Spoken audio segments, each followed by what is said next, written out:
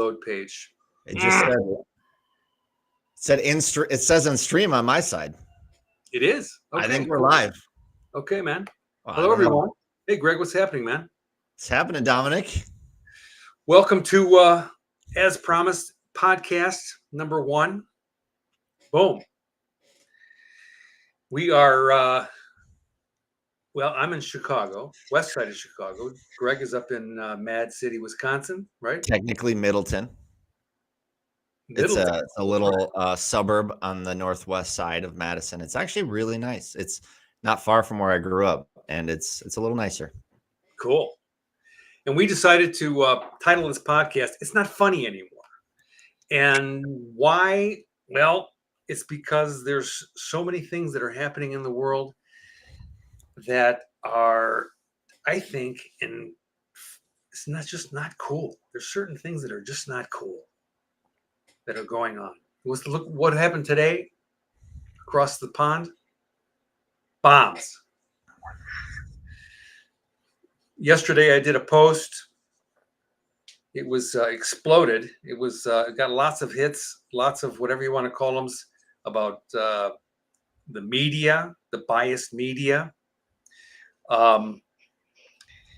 We have famine going on in certain parts of the world. We could go on and on and on, and it's just not funny anymore. I mean, our purpose here is to have a voice. What do you think? Yeah, it's not funny. In fact, it's heart-wrenchingly sad. A number of the things happening on this planet.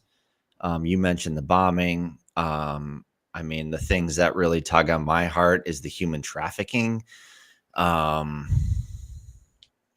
What's happening to our food supply, what's happening to our water supply, what's happening in our pharmaceutical companies. I mean, it's a tough one to swallow as far as going through that process of realizing, wow, people are going out of their way to poison us. Isn't that crazy? I mean, just the thought of that. And we think that it's not intentional.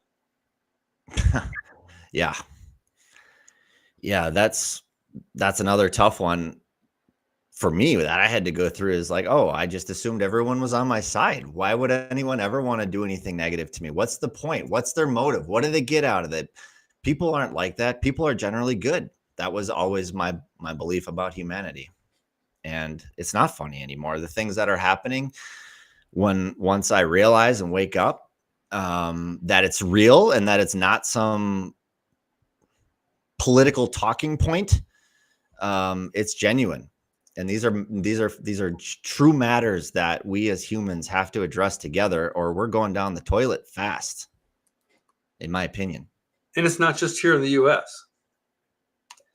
You know, I have a lot of friends abroad, and they all say the same thing. It's happening in their country. The one thing that sparked in my brain was when we were talking about food and water, is that, you know, just because we go to the store and it's on the shelf doesn't mean that it's okay to eat. Mm-hmm. And to take that another step further, I went on like a all natural diet, no added sugar, all natural ingredients. And it was very enlightening to see, like, going even down the health food aisle. And then this, like, oh, I have this concept, like I have this like layer of protection because I'm in the health food aisle. But when I actually look and scrutinize the ingredients of what I'm putting in my body, I realize this isn't healthy. This is actually not healthy. It's not healthy. We talked about that shortly. I can't remember if it was last time or if we talked about it offline. It was like what I've been learning for the last several years is like sugar, processed foods, starch. So I was watching this very, very well-known doctor, smart guy, and he was talking about that there's no difference from carb to carb. So you could go and eat or want to eat a certain processed foods that's loaded with carbs, like a chocolate donut or whatever, a donut, versus an apple. And actually, an apple has more sugar in it, that's more damaging to the body. So the point was that it doesn't matter what kind of carb it is, it still damages the body. And the thing that blows my mind is that, why don't I know that? Why haven't I known that for the last 65 years? Did the researchers not know that, or they just didn't tell us, or is it the food industry that are just trying to make money? And it's an apple a day.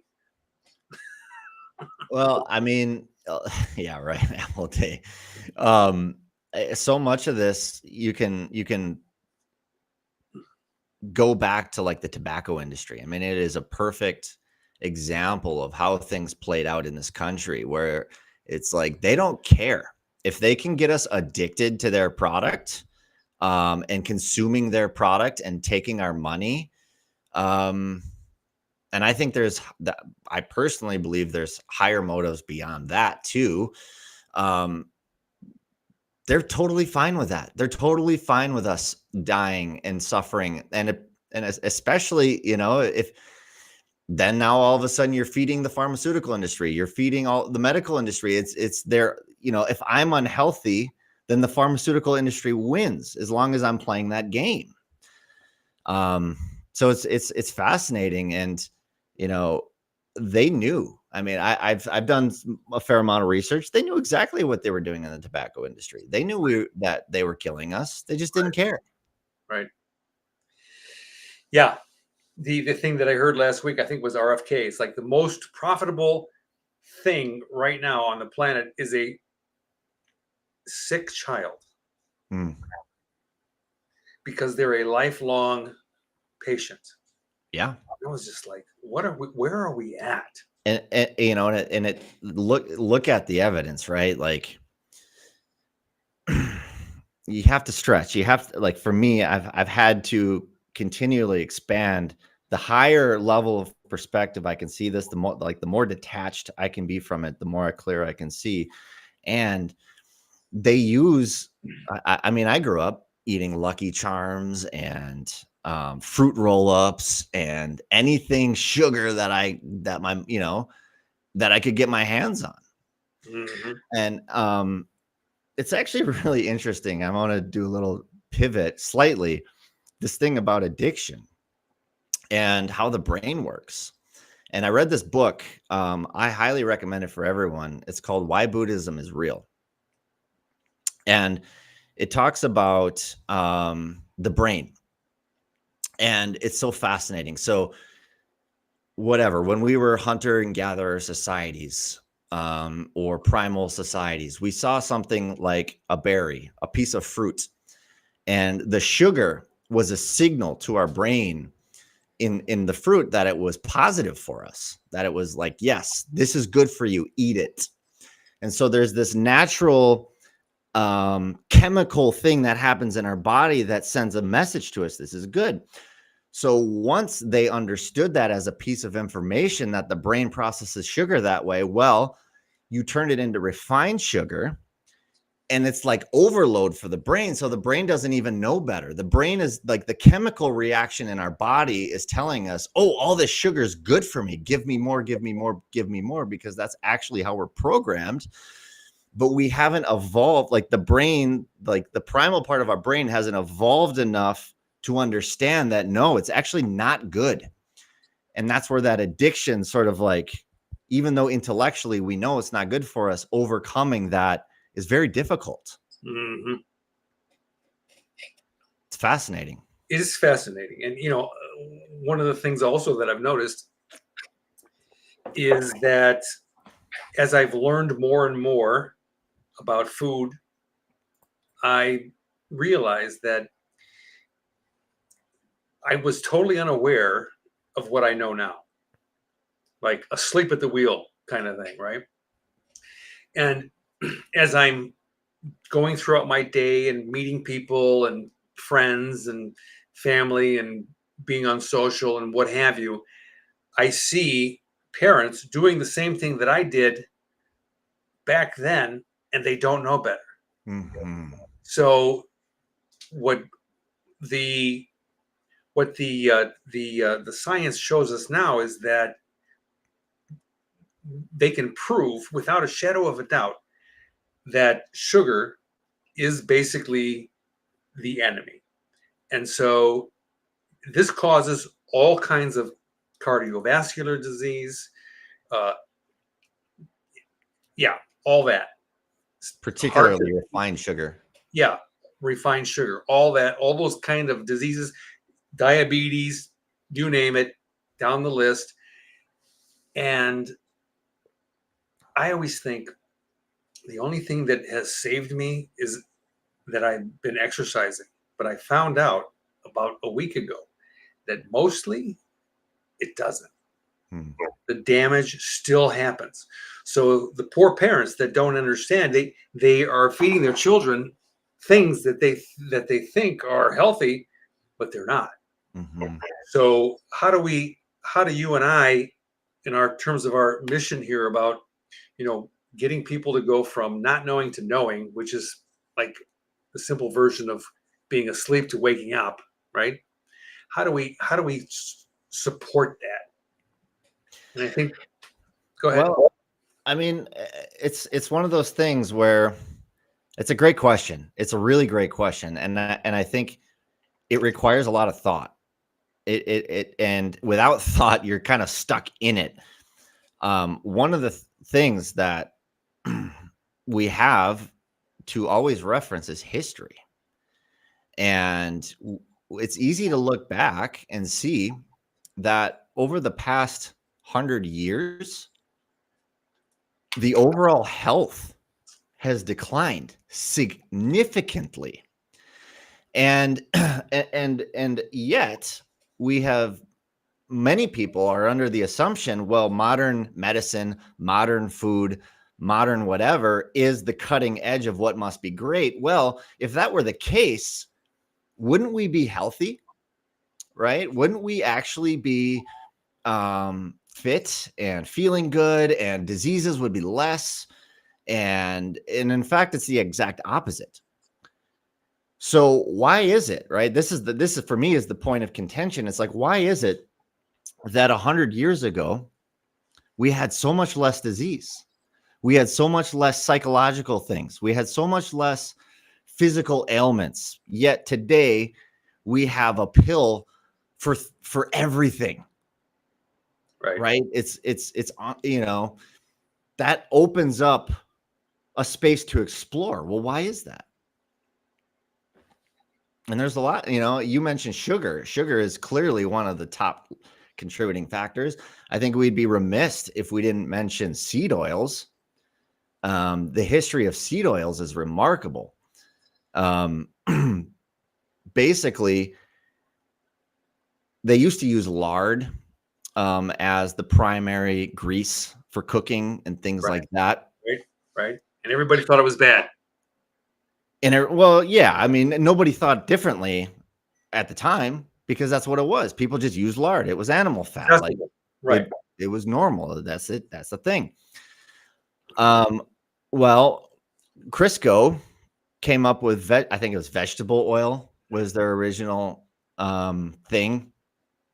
And what vegetable oil was, it was grease used in machines in factories. But what they realized is that it was such a synthetic, it was a synthetic version of lard that was incredibly cheaper. And they could mass produce it and sell it. And again, this is the propaganda side of things. It's like when people aren't scrutinizing, when people aren't, or they just don't know, they'll take on whatever. Mm-hmm. And so Crisco is like, hey, we're going to make your life easier. You don't have to use lard anymore. We're going to sell it in a jar. It's going to be great. And there is it's a correlative study, but you can see from the day we started using seed oils in this country till today, the correlation of diabetes, the correlation of cancer, the correlation of arthritis, the correlation of Alzheimer's and all of these diseases, it's like almost a 1-to-1 correlation from what we've started to use. So it's feeding the same Not problem. funny anymore. No, it's not funny. And the thing is, like you asked the question before, Dominic, why don't I know this stuff? Why aren't people telling me this stuff? Why do I have to go down these rabbit holes of reading things and researching things to get this information for myself? Why am I not taught this in school? I don't know. I mean, I don't have an answer. I can only imagine. I mean, when I was in high school back in the mid to late 70s, we had a class called alcohol, tobacco, and narcotics, and then we also had a nutrition class that we had to attend. It was part of our requirements. I don't know if you guys did, but none of that was taught. It was all the USDA diet that was approved by whatever, and that was it. However, I should say, in addition to that, to me was a better planned out diet than what they're giving these kids today. I mean, I hear, like, I see things on the internet where kids are going to school and they're going through the line at lunchtime and they're getting all processed foods. Not all, but most. It's healthy. Eat it. It's an apple. It's got loads of sugar in it. I'm not saying that apples are bad if your diet is primarily a low carb type of a diet. Eat an apple, fine, you're going to get a spike, but it's going to bring it down. But if you're spiking all the time, it's not going to bring it down. And look at the kids in terms of their obesity. Mm-hmm. They're overweight. Mm-hmm. And it's just sad. So, I mean, back to the reason why we're here is to bring awareness to people that are just normal piece of people like me and you. And, we're a couple of dudes. And hopefully we can interest some people in begin to explore a little bit more in depth about what they're actually doing. Yeah. It's not funny anymore. No. And, and I encourage people, go do your own research, right? Like that's the whole thing for me is like, I started to realize, for me, my personal experience, I realized in 2020 how much I was being lied to. And maybe I'm jumping the gun a little bit here, but it was really COVID. It was really COVID. And simultaneously, and maybe this will be a topic for another day, but I was going through a massive spiritual transformation at this time. And I was becoming a lot more in tune with my body, a lot more in tune with just my being, and starting to question things. And something just felt off. I remember being in a grocery store, and everyone's wearing the masks, and there's these like signs everywhere, staying 6 feet apart. And I got my mask on, and Isn't that crazy. And I had, yeah. And I had, so, and some context here. So my brother is a type 1 diabetic. My dad is a type 2 diabetic, and I have an immune compromised sister-in-law. So when this news about the pandemic hit me, I was like, that's it. Like I'm locking myself up because I'm not going to jeopardize my family. And so that was my like initial thought process. And so I sat in this room alone day after day after day. And suddenly like my heart just started sinking. My body started sinking. My soul started drooping. Every part of me started dying. And I'm like, this isn't great. And then I remember going to the grocery store and I'm looking around and like my body, every part of my being was like, something is off, Greg. Tune in and wake up. Right. And I don't know if it was like a divine kick in the nuts or what it was, but something told me to tune in. So I chose to start scrutinizing. What is the media telling me? Are they telling me the truth? Or are they peddling fear? And I had been like unaware enough to know that the media, yeah, I mean, you ask most people, I think they'll say, yeah, the media propagates fear. but because I know that, I'm impervious to it. That was sort of my approach. Well, here I was buying everything the media was telling me, living in solitude, depressed as heck, right? Mm-hmm. Um, I'll try to cut long story short-ish. I went direct to every source. Like I did investigative journalistic type of research. I'm not talking, what did CNN tell me today? Oh, well, what did Fox News tell me today? Let me contrast those two. No, because I knew they were both lying to me. So I went directly to the CDC and I studied their historical records on flu deaths and how all of a sudden there was like 20,000 flu deaths in a year. And then the next year COVID hits and there was like 2,000. But COVID made up 18,000. Like it perfectly balanced the chart. I'm like, that seems a little weird. Mm-hmm. And I went and I researched what are PCR tests and who was the creator of the PCR test. And oh, wow, it turns out that Anthony Fauci hated this guy and they had this like scientific feud. And like the guy who created the PCR test said we should never, ever use this to test the flu or anything like it. And then you learn about the RNA, mRNA delivery versus typical delivery and the massive disparity between those two. But then they like disguise it as, oh, it's just a vaccine, because vaccine is like this safe word that everybody feels good about, Right. Even though it's a completely different delivery mechanism than what they ever had used in the past. And I know I'm getting a little excited here. And It's okay. It's like without the scrutiny, without me running my brain cells through this, I'll never see a disparity in the information because I'm just assuming and believing, well, they got it. What they're telling me, of course, is for my best interest. So why would I even have to question it? But what I started learning blew my mind. Once I actually started questioning things, the disparity between what I was being told and the truth was so massive that I had to wake up. And that's like where I really started this journey of like, okay, Greg, no one really cares about you except for you. So take care of yourself. Mm-hmm. That's pretty amazing. I mean, I think that the self-discovery and the curiosity that you had to begin to dig in an attempt to see what the hell was really going on. I didn't initially do that because all I heard was it affects people 65 and older. And so then I'm like, holy shit, I'm 60, whatever it was, 2 or 3 at the time. And so I better go get the vax because these people know what they're talking about.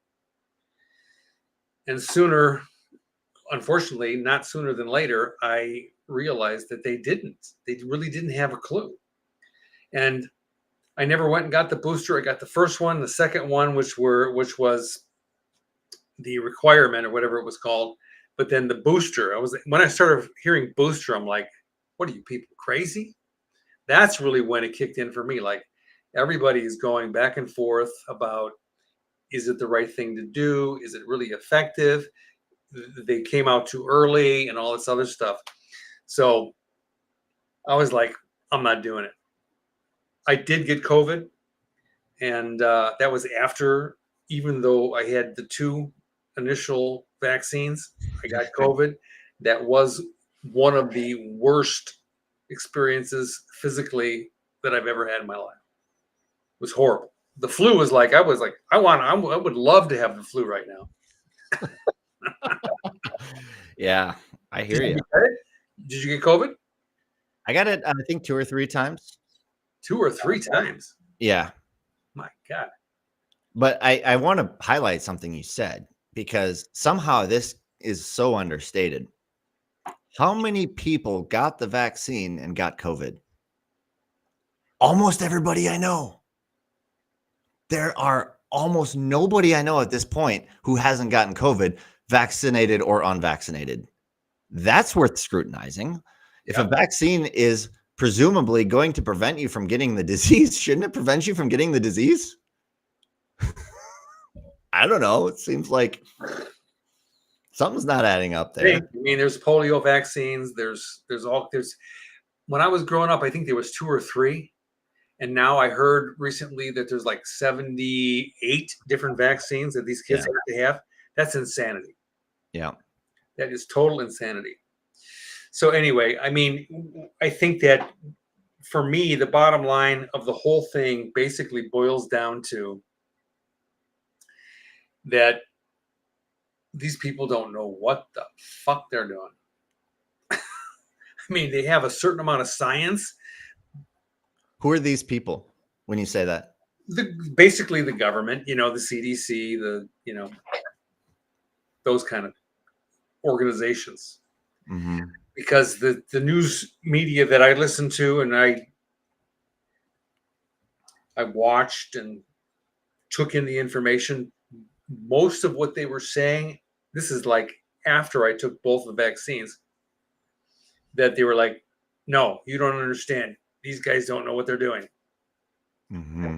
And so that like threw up the antenna, like, well, then why did I get the initial first vaccine and the second one?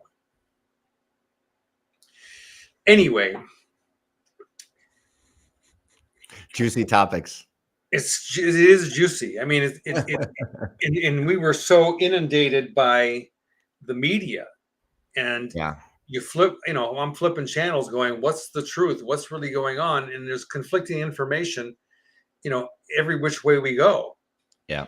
And this post that I made yesterday on my Facebook, and these people went off on a lot of tangents, rightfully so. But the media, they're supposed to be. I mean, back in my days, it was Walter Cronkite. You ever heard of that guy? Oh yeah. He was like stone face, Mm-hmm. the news, no bias, just here's what happened. And now, everybody's got an opinion about everything. Yeah, it's true. I understand what is really real anymore. I talk about you've heard of C-SPAN. I've heard of it. I know it. Yeah. C-SPAN, right? Yeah. All it is, they have no commentary.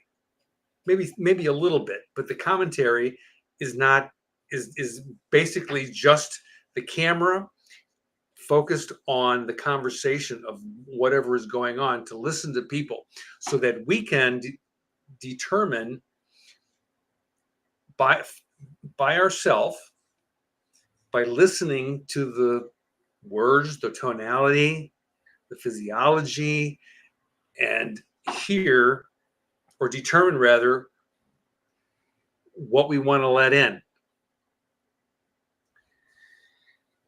I like C-SPAN. It's just basically a video feed. Yeah. Instead of all these MSM, mainstream media, and all these, there's a lot of them. Well, I mean, it's interesting. You can look up psychological research studies. I can't cite one right now off the top of my head, but feel free to research. They're out there where the human psyche is such that when it is in fear, it is much more compliant. It is much more willing to be told what to do when there's uncertainty, when there's fear. And so that's, I believe, and I would push back a little bit on what you said earlier, where you said these people don't know what they're doing. I think some of these people know exactly what they're doing. And I believe that they know that when they create an atmosphere of fear, that people are going to be much more willing to receive the message that they have. And historically speaking, this is unbelievable. Like every single major world event that has happened basically over the last 100, 150 years, there has been a direct response of a control mechanism put in place by the government. So it's like, oh my God, we had a bankruptcy. We went through the worst depression in the history of the world. You know what we have to do? We have to abolish the gold standard. We have to start printing money out of thin air. That's the answer. That'll prevent this from ever happening again. Well, isn't that convenient? Isn't that convenient? Oh, we have this massive war tragedy, so now we have to ramp up national security. Well, what are the implications of that? Ramping up national security, well, let me give up more of my freedom. Okay. And it's like, so they like, and then you see people in history are saying things like, I can't remember exactly who said it, but never waste a good tragedy. Right. Right. Because Yeah. when something like that happens, now you have the control of the psyche of the people who are locked in fear. So if I'm someone who, let's say, was seeking that type of control, which personally I'm not, but if I were, that would be a great mechanism to use. How can I, what is the way that I can create the most amount of fear so that I can have maximum impact on people's psychological thinking? I can't think of, a pandemic is a pretty massive psychological fear-based Huge. thing. It's like, yeah, it's global. And look how much it changed everything. Mm-hmm. The world has changed since 2020. Right. Do you think that the COVID, the whole COVID thing was intentional? There's a lot of conspiracy theories. Yeah, well, I mean, again, the whole conspiracy theory thing is an interesting take because it's about information. It's about scrutinizing information. And so there's a lot of information that would indicate, yes, this was planned. And really for me, it's again, like, okay, so now we have the benefit of history. We have the benefit of seeing how things played out. We have the benefit of seeing how people like Anthony Fauci completely changed their story as the facts came out. Oh, no, this wasn't anything to do with the lab. This wasn't anything to do with the lab. Well, you know what? Yeah, the United States funded Wuhan lab Right. so they could research this stuff. That's a piece of information, right? Maybe it's not worth jumping to a conclusion, but it's definitely not, in my opinion, like, oh, so a whole bunch of people in the media say that this is dumb and this is like, don't scrutinize. First of all, like, no, this is a piece of information that has to be scrutinized. And if I don't, I'm irresponsibly not like taking a balanced approach to seeing what's really going on. So when people just label something as a conspiracy theory, it's like it's this dismissal technique. And that's exactly what they did with like JFK. And now we can see with all the evidence coming out that's even been released by the CIA, there's been unbelievable concessions that it was an inside job. So we have to get smart. We have to not, in my opinion, right? I have to get smart. And it's not about, well, this is right, this is wrong. No, it's about entertaining every single possible point of view. And then drawing my own conclusions about, well, probabilistically, this seems the most likely. So in my mind, I think, so how do we determine, like you talking about Fauci, right? So he had a big role, massive role, right? And he flip-flopped. He put out a lot of information. He jabberjawed a lot. He backpedaled. So from your perspective, looking at someone who is awake, a conscious human being for the good of the people, or was he, or is he on the other side of the fence, hiding, out to make money, devious, and on and on and on? And where is that line? What do you think? Yeah, I mean, for me, it's again, it's not an emotional thing. It's assessing what has he said, what has he done. He took a lot of money from pharmaceutical companies. That's a fact. He changed his story a lot. That's a fact. He said one thing to be true, and then when he found out, and then when he was proven that he was wrong about it, suddenly he twisted his story in a way to make himself save face. Mhm. So in my mind, it's pretty clear he's a liar and somebody who made a lot of money from the things that he was propagating. Now, does that mean he had evil intentions? Not necessarily. But I can deduce by fact that he was a liar and he got paid a lot of money Mhm. by people propagating information that seemed to be predicated on feeding off the fear of people. So again, like I'm hesitant to ever draw a definite line in the sand because there's always room for scrutiny. And even on the other side of things, there's always room to scrutinize everything. Like, well, where did this information come from? Right. But, and this is again where the deeper and more I'm willing to scrutinize, the more I can contextually see what's going on. And a lot of people will have no idea his role in the AIDS epidemic, his role in propagating what happened in Africa with the AIDS epidemic. Mhm. And nobody knows about it, right? Because it's never talked about. It's never going to be broadcast in the mainstream media. So I encourage people, go, don't believe me, right? Don't take my word for it. Go look at this stuff. And this is what it's about for me is it's like, do the work. Don't believe me. Don't believe the media. Don't believe anyone. Look for yourself and then decide for yourself. Well, what tools do we have, and then how reliable are they? Are they? So we have the internet. We have this.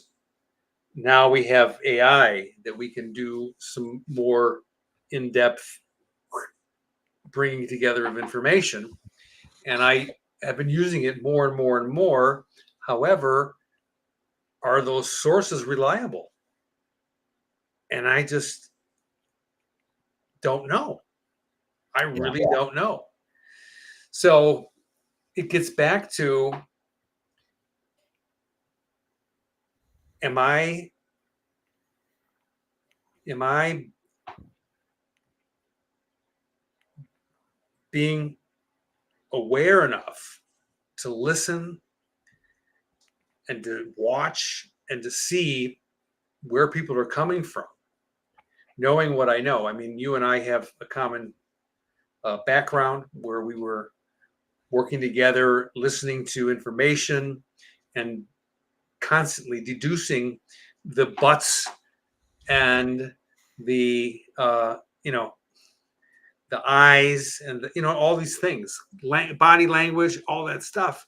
And I think that uh, when I watch people that are on the news, when I listen to people, I think mostly, and I'm not being negative, I think mostly they're not transparent.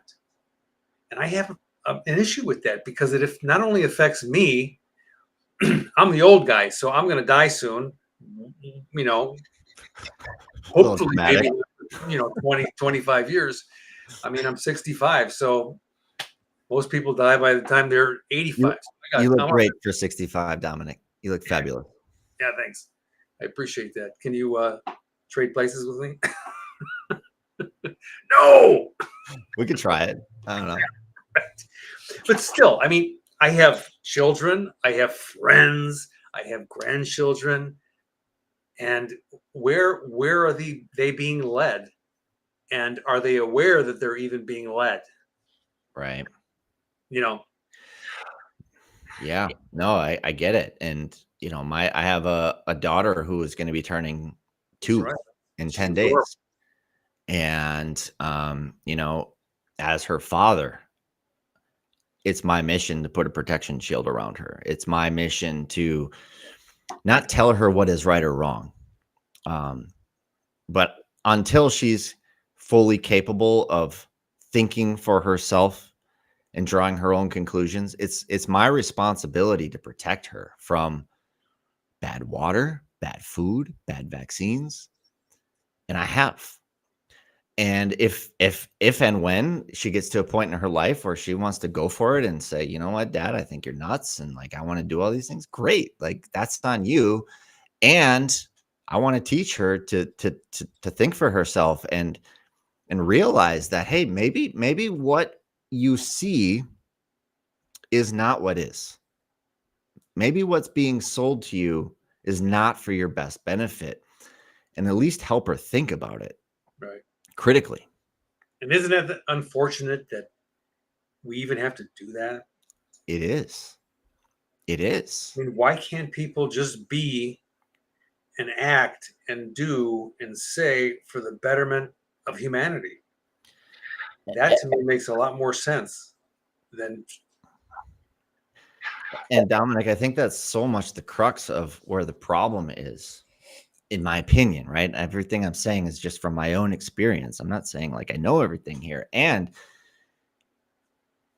the psychological implications, right? Like I talk to people and it's like, okay, do you realize the food is poisoned? The water is poisoned. All these things are happening. But then people have to grasp with this, well, if that's true, that means I have to make a lot of changes. And then people are so dug in. They've been doing, and same for me, right? There's still things I resist, even though I know there are times I still am like, whatever, right? Because for whatever reason. And so it's like, even the information still often isn't enough to get someone to like create the change to do something about it. And so then we just go with it. Mm-hmm. Because it's like, it's so much more difficult to buy all natural food. I bought a reverse osmosis system for my water, and I have to remineralize it every single time I drink water. I add minerals to it because I don't want to drink rocket fuel. Mm-hmm. I don't want to take in radioactive material and fluoride that calcifies my pineal gland and disconnects me from my spiritual universe. Like, these things are real, but to actually act upon a change is difficult. And so people just say, fuck it. Like, I'd rather I'm already comfortable in my misery, so I'll just stay here. That I understand what you're saying. One of the biggest shifts that helped me, and this is after many years of doing the wrong thing, even though I thought I was doing the right thing, was pain. Pain. So, example. So about 2.5, 3 years ago, all of a sudden I start having this pain underneath my right rib. So I start to do some research and I'm like, well, my gallbladder is not producing enough bile. So then this pain was so chronic that it forced me to begin to do more and more and more and more research. So most people that I've met in my lifetime that are in their 20s, 30s, well, teens, of course, young,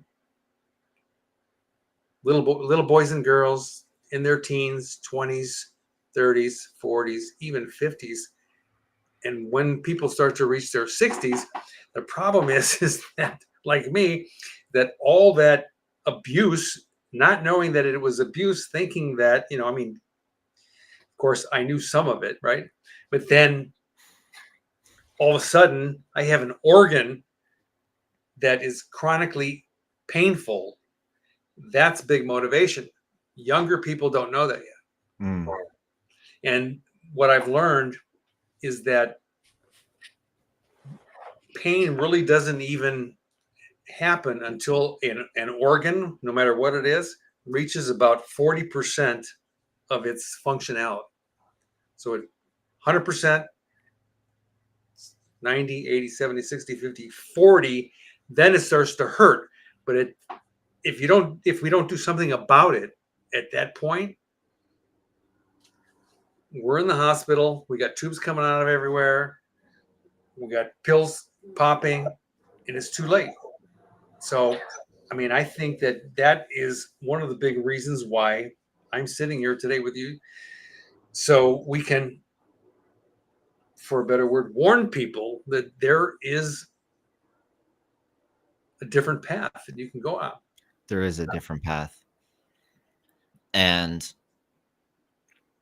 what I've experienced in my life is not only am I healthier, I'm happier.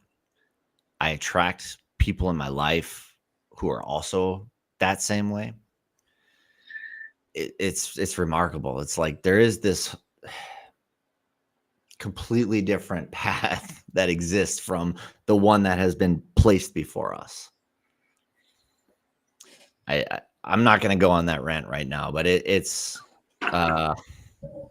near and dear to my heart. Yeah. And natural health, it's real. And a quick thing, another thing for someone to go potentially go research is the switch from natural medicine to pharmaceutical medicine. How did that happen? Why did that happen? Who orchestrated it? What were the implications of it? How has society and the world completely changed since that transition happened? Are we healthier? Are we not healthier? Is natural health actually work? I had this program growing up. My family was like medical, like that's it. Your doctor is God. And this isn't me like downplaying doctors. I think doctors are great, and I need doctors, and there's great doctors, and it's not the only way. There's so many ways to approach health and medicine. And ultimately, virtually every single synthetic drug that exists is a synthetic representation of a natural remedy that exists. Mm-hmm. Totally agree.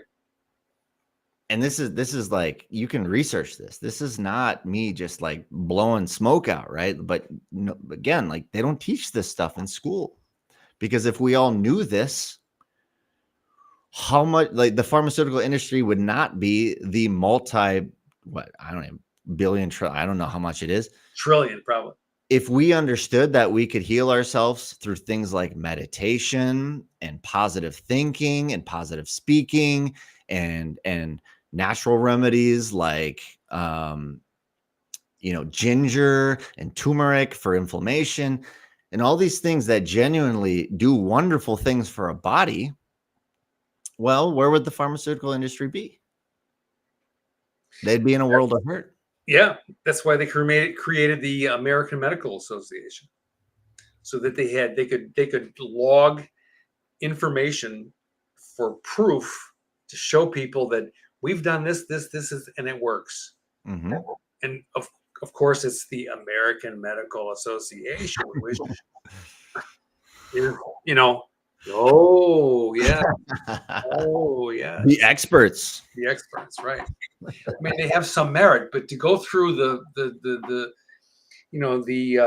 files that they have online, oh my God, it's so much easier just to let the body do what it's going to do. Yeah. And not try to sideswipe it. Yeah. Yeah. And it's like we haven't even talked about side effects for pharmaceuticals. These things they get on this warpath. Okay, where's the symptom? I'm going to destroy everything on the way to that symptom. But hey, at least the symptom is cured. That's right. Forget that you destroyed this part of your body. Oh, let's just ignore that. What? No. How about we create a balanced, holistic approach to health? Like that makes sense to me. Exactly. I mean, it's like a car. So if you take a car, it requires gasoline, except for electric vehicles. But right? Gasoline in order for the car to operate.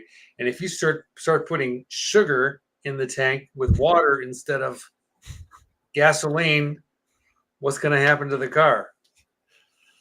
Probably going to have some complications. A couple, right? So anyway, it's all good. Yeah, no, but it's true, Dominic. This is the stuff that's not funny anymore. And, you know, I really just, I think part of what it really inspires me to talk about stuff like this and how, hopefully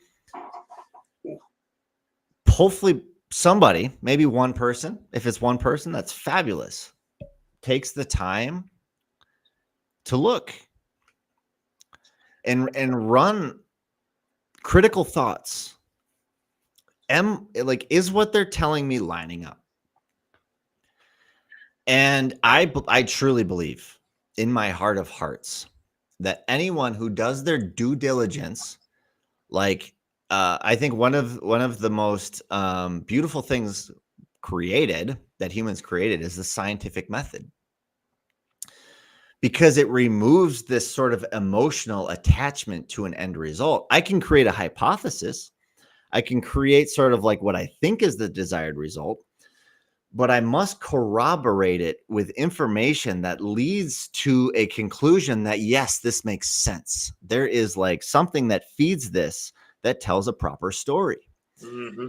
And I think when people are willing to genuinely scrutinize the narrative that they're being told and find information to see, is the information pointing in that direction, that what they're telling me makes sense, or does the information actually point in a completely different direction? And I think that's what this is about for me. Is it's like, again, don't believe me, do your own research, think for yourself, decide for yourself. Does it make sense? Who told you that? Why did they tell you that? Do they have another motive? It's a tough one. Yeah. Because we're so busy with our survival and handling the kids, driving to work, all that stuff, that this kind of stuff becomes, well, throw it in the back seat and I'll check it out later. Yeah. And I mean, I'm at that stage of my life where I don't have the time to throw stuff in the back seat anymore. I got to look at it, and yeah, anyway. And that's the thing, Dominic. It's like you brought up children, and this is what's so near and dear to me. And I touched on it a little bit. It's like my motivation, right, for doing this is like every single thing that I can conceptualize, understand, and like shift for my family, that then creates a new possibility in my family, that now maybe my family can think differently. They can experience the world from a different perspective. And my experience is that more and more people are starting to question. More and more people are starting to wake up. More and more people are starting to realize that the inconvenience of doing the work that you talked about, like, yeah, okay, as a single father, full-time employed, I have, there's days where I don't even know what's up and what's down, and, dealing with an almost 2-year-old, it gets a lot. And yeah, there's days where I'm like, you know what, whatever, sit and watch this TV program. And I don't care. Like, here's your tablet. So I get it. Like, I totally empathize with people who say, fuck it, because on occasion I do too. And it's like what I can understand and then impart onto my daughter. Now she can start living her life from this totally different perspective. And every parent who's willing to do the work for themselves can shift it for the next generation. Mm-hmm. You're exactly right. I agree with you 100%. I think that's should be our focus. But what are we passing on to our kids? What are we giving them so that they can have a better life than we have? And I think I grew up 70s, 80s, 90s, 2000s. I think that I've had an amazing life, something that may not even come around again. And you probably agree. Who knows what's happening next year? There's all kinds of information about, the economy is falling down. Um, um, Interest rates are going up. Inflation is going out of this goes on and on and on. And we don't really know what's going on. And at the same time, I think that the effort that we put in now, knowing what we know. So for me, it's like, did I do what I knew that I could do based on the information that I had? So when I lay my head on the pillow at night, I can go, okay, I did it. Yeah. Right. Yeah. And Dominic, that's why I'm so charged up about doing a podcast with you, because I understand that probably a number of things I've said challenged maybe some people who receive this information. And I'm not sitting here saying I'm right. And like, let's challenge each other. Let's give each other the space to challenge each other. And then, like I would appreciate it if somebody could challenge me on anything I said. Bring me some facts, bring me some information, give me something of substance to sink my teeth into so that I can see it differently. Exactly. I'm totally willing. Mm-hmm. I'm totally willing to see it differently. And the burden of proof is on bringing corroboration, giving facts. I don't want your emotional experience of it. Well, that's valuable. And I'm not dismissing that emotions are a big part of the human experience. I'm not willing to base massive decisions on emotions alone. I need information. I need facts. I need something to tell me this is true. And that's it. Okay. Yeah. I mean, I think that you're right. We all need information that is the most accurate that we can without trying to jam it down our throat. Yeah. And people become indignant and they become righteous. It's like, what information do I have that has worked for me that I'm willing to share? Right. Yeah. And that's it, right? Like if it becomes a difficult conversation with people when they're willing to offer me their point of view, and then they're not willing to offer facts and information to back it up. And then I offer a different point of view from the perspective of, here's a lot of facts and information to look at it from a different perspective. And then that like lack of willingness to like go down that journey. What do you have to lose? Like what's the motive? Is the motive to be right, or is the motive to understand and to know what's the truth? And for me, it's what's the truth, and I don't know what the truth is, and I'm willing to look. Right. To share information that's worked from our own experience. Yeah. So anyway, okay. It's we're 58 and a half minutes in. Let's leave it at that. Like that, huh? Good stuff. Okay. Next week, Tuesday, 7 p.m. Rock and roll. Have a great one. You too. Thanks, Greg. Bye-bye. Bye, everybody. Thanks for watching. Bye for now.